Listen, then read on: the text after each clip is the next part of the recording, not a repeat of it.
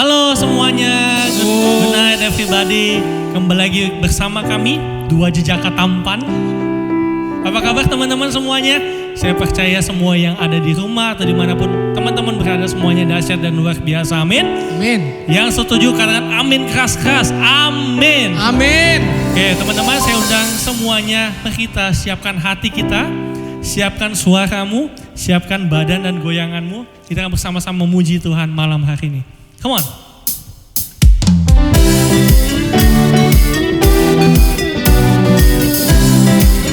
Terima kasih Tuhan buat malam ini,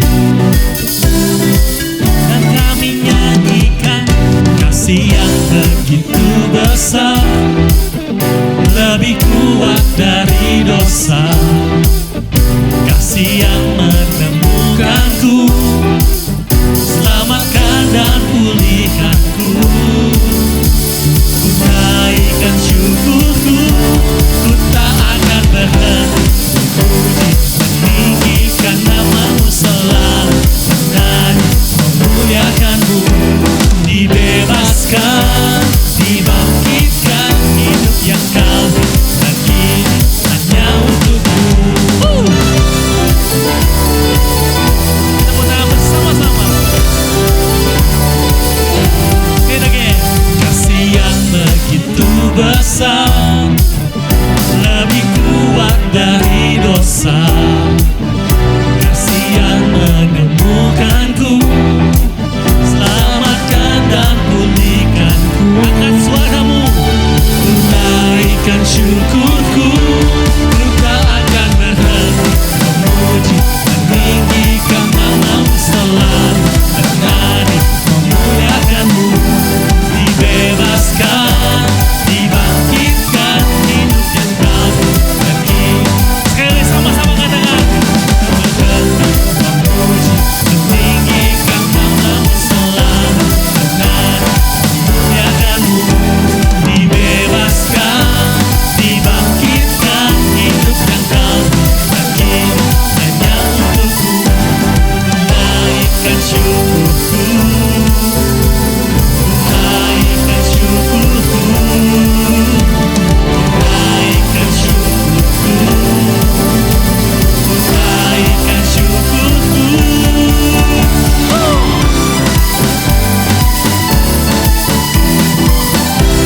bagi bersukacita di dalam Tuhan.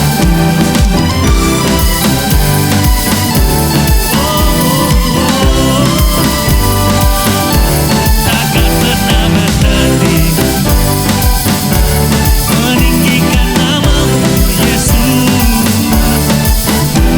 Dibebaskan, dibangkitkan, hidup yang baru dan kini hanya untukmu. Hidup yang baru dan kini hanya untukmu.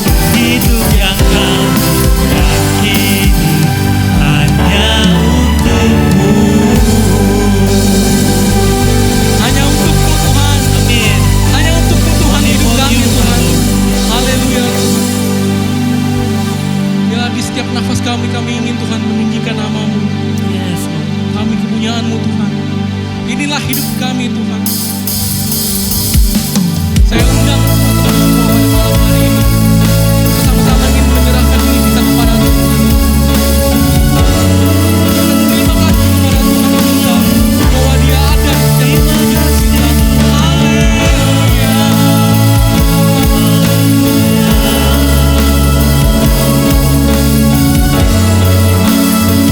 Sama kita katakan dari awal. Aku minta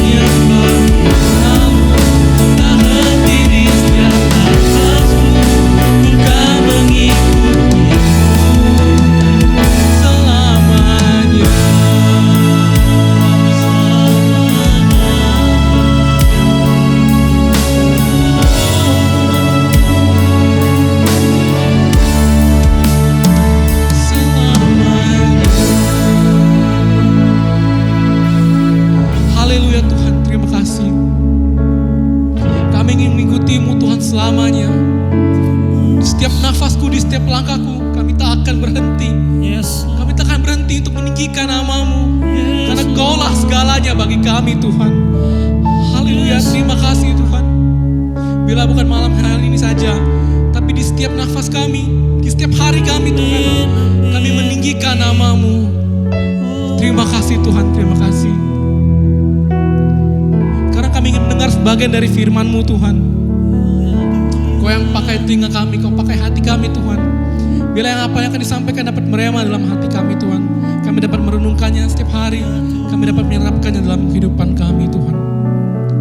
Terima kasih Tuhan, terima kasih. Semua yang percaya bahwa kita milik Tuhan, sama-sama kita katakan amin. Oke, shalom rekan muda, kita udah memuji Tuhan, kita udah nyembah Tuhan, saatnya kita mendengarkan firman Tuhan. Hari ini saya mau membawakan sebuah kisah yang luar biasa ya. Kisah dari seorang perempuan yang murah hati banget. Dia ini orang yang suka menolong, suka membantu. Ini kisah nyata. Dia hidup ketika Elisa menjadi nabi di Israel. Sekitar 800 sebelum Masehi, berarti sekitar 2800 tahun yang lalu. Kisah ini terjadi di sebuah desa yang bernama Desa Sunem. Saya ambil kisah ini dari kitab 2 Raja-Raja 4 ayat 8 sampai 13. Saya beri judul Mujizat dari Kemurahan Hati. Ternyata murah hati dapat membawa mujizat bagi kehidupan kita. Nah, ini adalah kisah nyata dari pelajaran hidup dari seorang perempuan di Desa Sunem. Saya akan bacakan firman Tuhannya. Pada suatu hari Elisa pergi ke Sunem. Di sana tinggal seorang perempuan kaya yang mengundang dia makan. Dan seberapa kali Elisa dalam perjalanan, singgahlah Elisa ke sana untuk makan.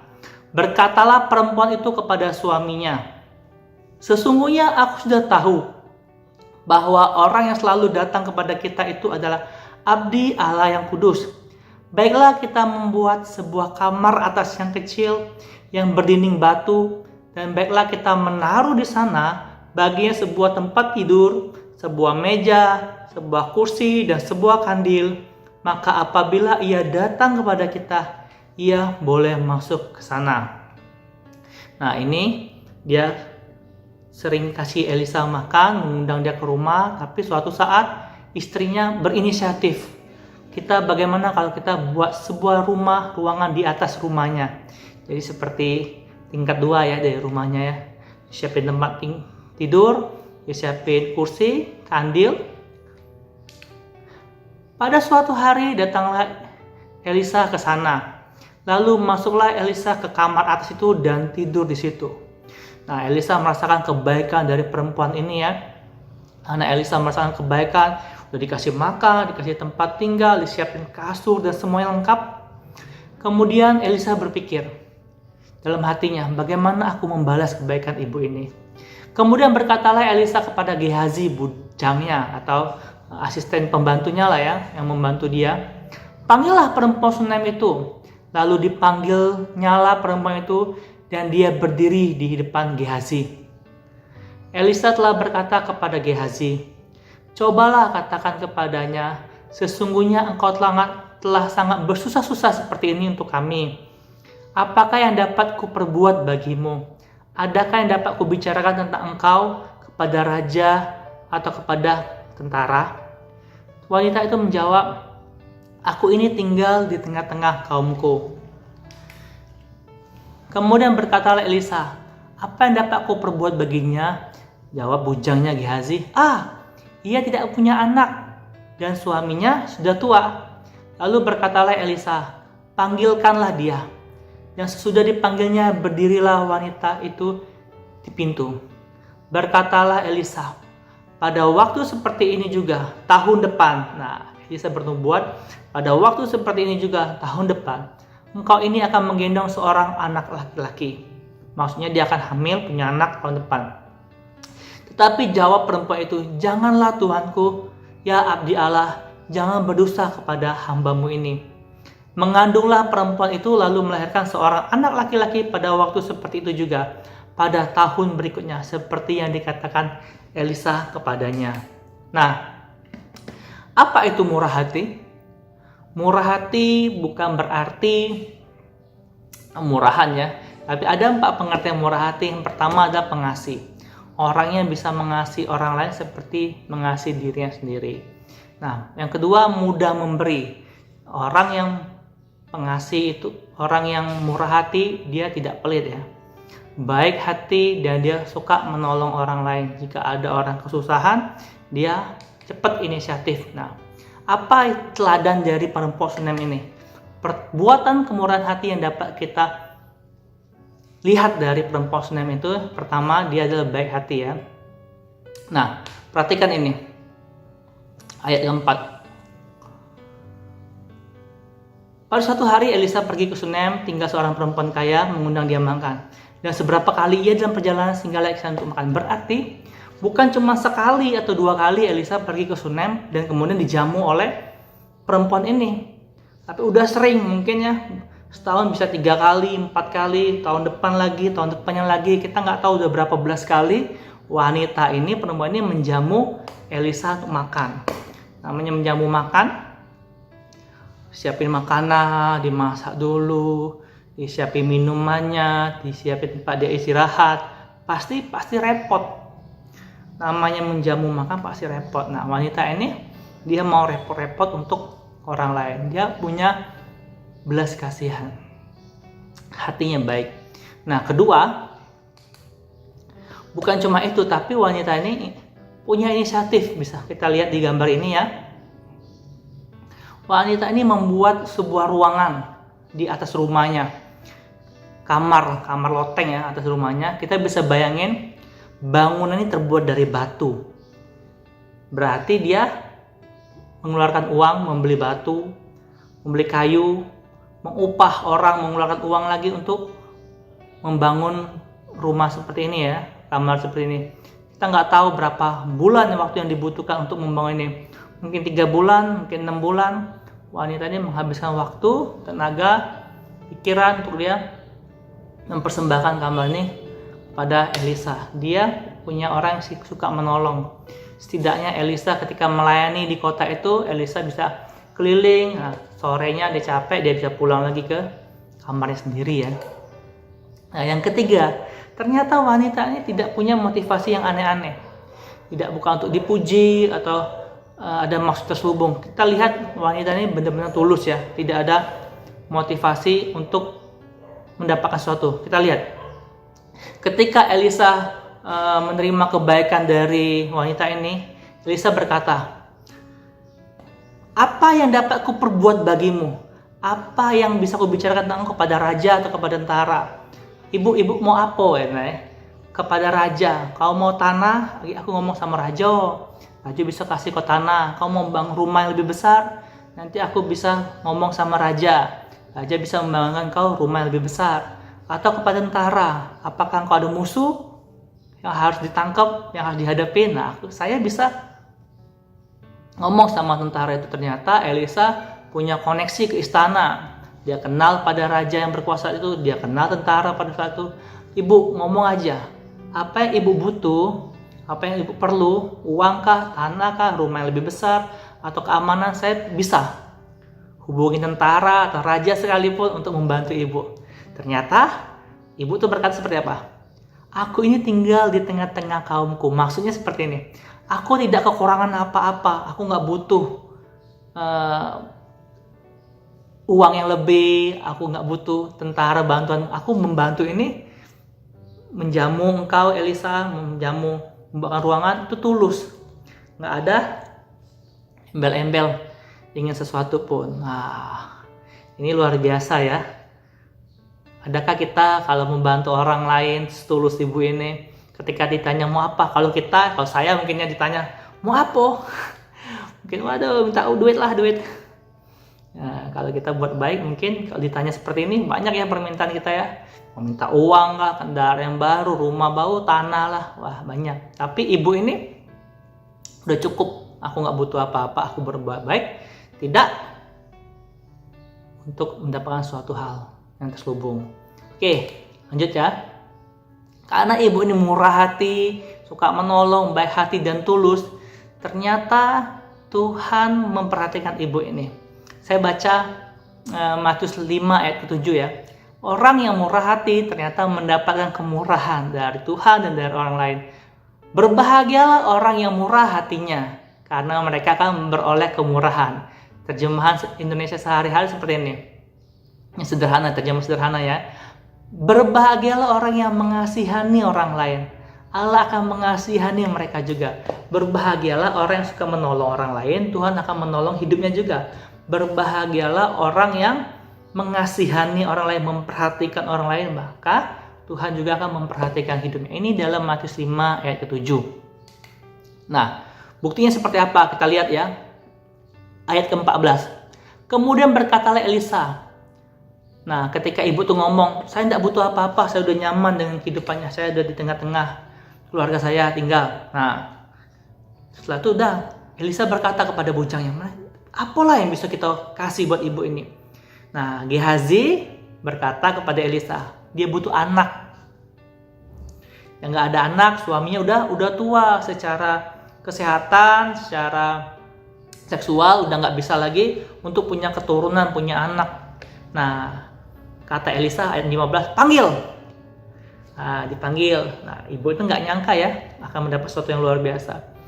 Elisa berkata seperti, pada waktu seperti ini tahun depan kau akan punya anak laki-laki. Wah, ibu ini berkata, jangan tuanku, jangan berdusta. Kenapa? Karena itu sesuatu yang luar biasa, sesuatu yang dia impi-impikan, sesuatu yang dia harapkan.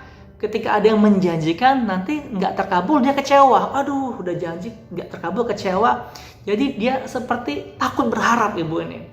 Ketika dijanjikan tahun depan kau punya anak, ibu ini takut kecewa, takut berharap. Tapi apa firman Tuhan berkata ayat 17, ternyata mengandunglah perempuan itu lalu melahirkan seorang anak laki-laki tepat 1 tahun setelah kejadian Elisa bernubuat kepada ibu ini. Nah, banyak orang takut berharap, bermimpi, berdoa, percaya, meminta hal yang paling dia inginkan kepada Tuhan. Dia takut nih, karena takut kecewa. Orang miskin secara ekonomi, anak-anak mungkin dia takut tuh berdoa, Tuhan aku pengen tempat sekolah atau kuliah yang terbaik, aku pengen dapat pekerjaan yang terbaik, Tuhan aku pengen sukses secara karir. Takut, kenapa? Takut bermimpi, takut aku kecewa, Tuhan aku pengen sembuh. Kalau kita ada penyakit sakit yang parah ya, ada beberapa orang nggak berani berharap untuk sembuh. Kenapa? Nanti kecewa. Nah, namun Allah mampu menyediakan lebih dari yang kita doakan dan apa yang kita pikirkan. Ketika Elisa berkata kepada perempuan tadi, apa yang ingin kau dapat? Aku bisa dapat ngomong ke raja, tentara, wanita tuh tidak mengatakan aku ingin anak, enggak. Dia takut berharap. Nah, tetapi Efesus 3 ayat 20 berkata, bagi dialah yang dapat melakukan jauh lebih banyak daripada yang kita doakan atau pikirkan. Seperti yang ternyata dari kuasa yang bekerja di dalam kita. Nah, bagi Tuhanlah, Tuhan dapat melakukan lebih banyak dari yang kita pikirkan, kita harapkan. Kita percaya bahwa oh iya kok Tuhan tuh pasti bisa, tapi apakah Tuhan mau melakukan itu buat saya? Kalau nyawanya sendiri dia berani korbankan buat kita, mengampuni kita, apalagi hal-hal jasmani, apalagi hal-hal masa depan yang baik, pasti dia akan berikan buat kita. Jangan takut untuk berharap hal-hal indah, hal-hal yang luar biasa kepada Tuhan Yesus. Nah, tapi tidak sampai di situ saja ya. Ada kejadian selanjutnya, saya akan bacakan ayat 14 sampai ayat ke-37. Itu kisah yang luar biasa. Saya potong-potong ya karena menghemat waktu. Setelah anak itu besar, dia pergi mendapatkan ayahnya ke ladang. Ketika dia mendapat ayahnya di ladang, tiba-tiba kepalanya sakit. Ketika ayah sakit, menjerit ya, ayahnya menyuruh anak buahnya bawa balik anak ini ke rumah ibunya. Lalu diangkatlah anak itu, dibawa pulang kepada ibunya, duduk di pangkuan ibunya, tetapi setelah itu matilah ia. Ayat 20 ya, anak itu mati. Anak yang dijanjikan, anak yang diberkati oleh Tuhan itu mati. Nah, tetapi perempuan Sunem ini tidak putus asa, tidak kecewa dia kepada Tuhan. Dia menguatkan imannya, ayat 24. Dia ambil keledai dan berkata kepada bujangnya, tuntunlah dan majulah, jangan tahan-tahan aku mau ke tempat Elisa berada di Gunung Karmel. Nah, ketika dia sudah sampai kepada Elisa, singkat cerita, nah ini ya, keledai, dia naik keledai dan bujangnya ke Gunung Karmel. Ketika dia sampai kepada Elisa, dia bawa Elisa ke rumahnya untuk untuk ketemu anaknya ya. Dan ketika Elisa masuk ke rumah perempuan itu, ternyata anak sudah mati dan terbaring di atas tempat tidurnya. Anak itu udah mati, tapi ibu itu nggak peduli, dia tetap berharap Tuhan melakukan suatu mujizat. Sudah itu Elisa berdiri kembali dan berjalan dari rumah itu, sekali ke sana, sekali ke sini. Kemudian meniarapkan pula ia di atas anak itu. Maka bersinlah anak itu sampai 7 kali, lalu membuka matanya. Lalu anak itu setelah didoakan oleh Elisa, anak itu bangkit, dia hidup kembali.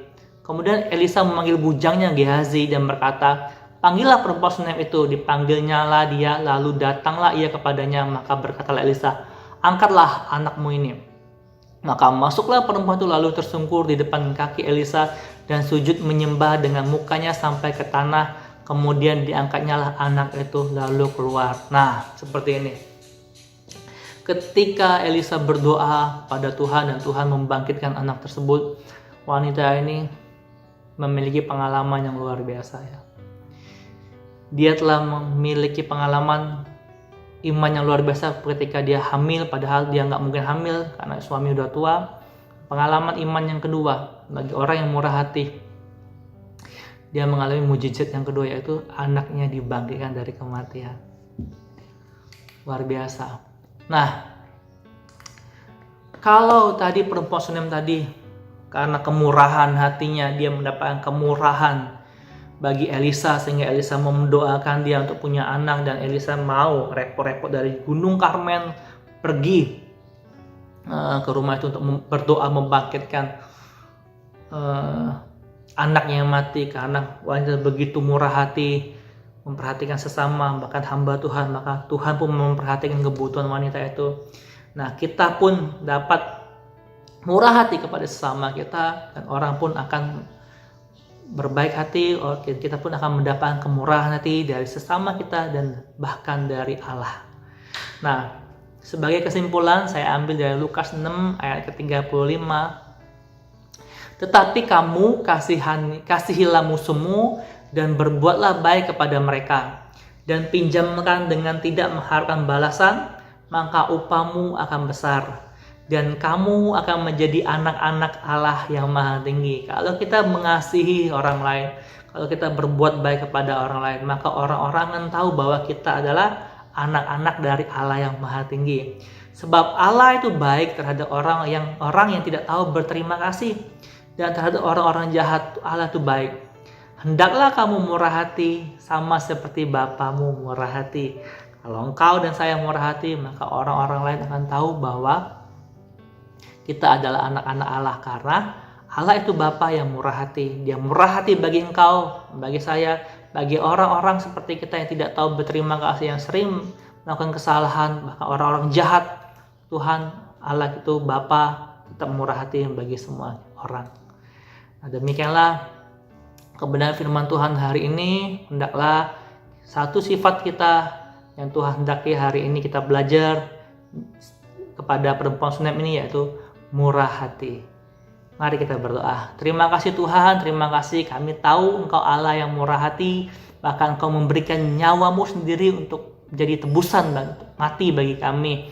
Biarlah kami pun boleh mengasihi, memiliki sifat yang murah hati kepada orang lain, pada sesama kami Tuhan Yesus. Dan kami percaya bahwa ada berkat, ada kemurahan bagi orang yang bermurah hati. Terima kasih Bapa, di dalam nama Tuhan Yesus, amin. Amin. Anak muda, sampai di sini firman Tuhan hari ini. Biarlah kita menjadi orang-orang yang murah hati. Tuhan Yesus memberkati. Shalom Youth, Buat kalian yang mau memberikan persembahan, dapat scan barcode di layar ini.